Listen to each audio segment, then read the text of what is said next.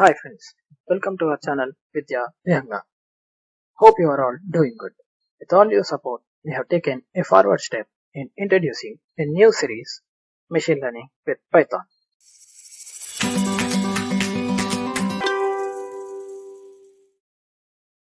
There are some prerequisites for this series. We should have some basic syntax knowledge of looping concepts, conditional statements, dictionaries, and lists. With that, let's get started. Basically, what is machine learning? It's nothing but learning of a machine. Looks weird, right? But it's true. As we can see in the image, we, being humans, can learn everything automatically from our experiences. But how do machines do that? Even machines learn from the past data which we have provided to them. If we provide more and more data to it, it knows how to tackle different situations. So that is known as machine learning. Now why we have to prefer Python besides many other programming languages? It has many libraries which are easy to handle, and the second thing is that data handling capacity of Python is really great. What are the libraries we use in Python for machine learning? Those are numpy, cborn, pandas, matplotlib. These are the major libraries which we'll be using. There are some other, but we don't use them much. Now let's get started with the numpy library. NumPy library is the linear algebra library for Python. It is very fast as it has some bindings to C libraries. NumPy arrays are the main ways where we will be using this. NumPy arrays are of two types. One, vectors which are of one-dimensional. The second one is matrices which are of two-dimensional. If we want to install the NumPy library, we have to enter the command pip install numpy. Now, let's jump into the Jupyter notebook and let's try to do some code. Now I am here at the Jupyter notebook and let's get started. Initially, I am importing the NumPy library and I am giving it an alias name as np. And next I am taking a variable my_list and I am taking 1, 2, 3 into my list, and I am using an array function present in the NumPy library, passing the argument my_list to it. What we have done so far is that we have converted a list of numbers 1, 2, 3 into an array. Similarly, we can use this for matrices even. I am passing the matrices of 1, 2, 3, 4, 5, 6, and I am using the same np dot array, and I am passing my variable my_mat, and I am running it. In a similar way, we have converted a matrix into an array. Next, we'll be using np.arange function, and I am passing the arguments 0, 11 to it. Now let's run this. As we can see in the output, this arange function gives the numbers starting from 0 to 10. That means it excludes the number which is present at the last. So it excludes 11 and it prints all the numbers between 0 to 10. Next we'll be using np.zeros of 3. It simply gives an array of zeros, and similarly np.ones, and this gives an array of ones, and next np.i of 3. This gives an identity matrix of 3 by 3.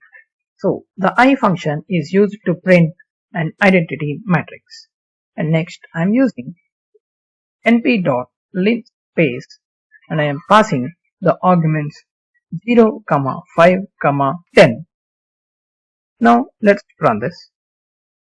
As we can see in the output, it divides the numbers between 0 to 5 into 10, and it divides all the numbers equally.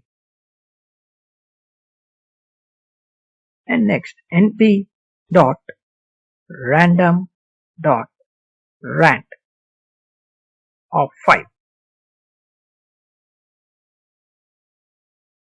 As you can see in the output, it picks randomly 5 numbers between 0 to 1. That means it picks all the numbers according to the uniform distribution function. That means between 0 to 1. And I am changing the above command by using rand n of 5. Let's see what's the difference of these two. As you can see in the output, it again picks randomly 5 numbers, but this time it is according to the standard normal distribution function. And next np dot random dot rand int of 1, 100. This command is used to pick a random number between 1 and 100. Even here it includes 1 and excludes 100. If I try to run this again, it again picks another random number. This time it's 8. And I am adding another argument to the above statement, np dot random dot rand int 1, 100, 10. Now let's see the output of this. Now this time it picks 10 random numbers between 1 to 100. We have to remember that it includes 1 and excludes 100. Now I am taking an variable arr and I'm using np dot a range function and I am passing 0 to 16. Now I want to see what is present in arr.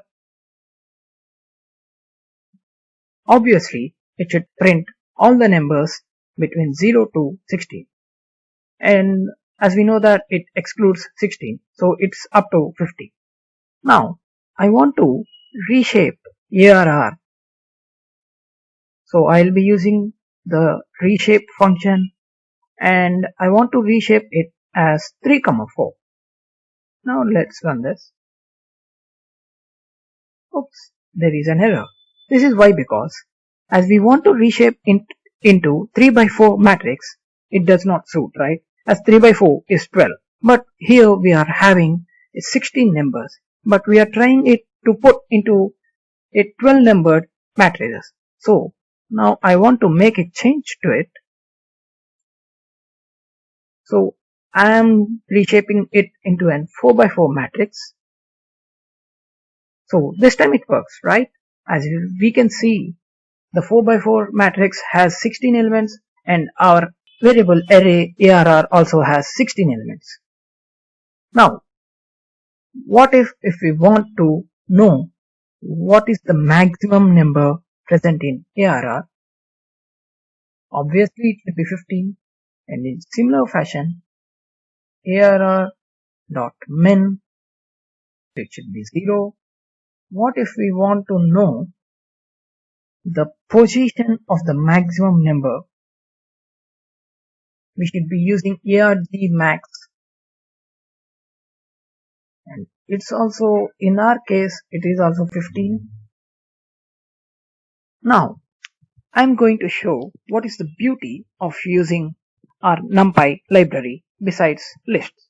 Let's take again a list of numbers into a variable arr, this time a bit larger one, 4, 5, 6, 7, 8, 9, 10. So this is my list arr. Now I'm converting this arr into a array and I'm passing arr to it. Let's name this as arr1. Okay, now let's run this. Now let's see what is present in ARR. So ARR gives us a list of numbers 1 to 10. Now let's see what is present in ARR 1. It has an array of numbers 1 to 10. Now I want to modify these numbers. ARR of 0, 5 should be replaced with the number 100. We have to remember here that ARR is a list and ARR1 is an array of numbers. Now let's try to run this. Oops, there is an error. So what we can conclude from here is that we cannot change the numbers present in a list. In our example, it's ARR. Now let's try this with ARR1. ARR1 is an array of numbers, right? Now let's run this. It ran successfully. Now I want to see what is present in ARR1. Now as we can see here that the numbers have been changed to 100. Now that's the beauty of using numpy arrays. I'll be stopping it here and I'll be continuing the next series. Thank you for all your support. Keep watching our channel Vidya Vihanga. Please like, share and subscribe to our channel. Thank you.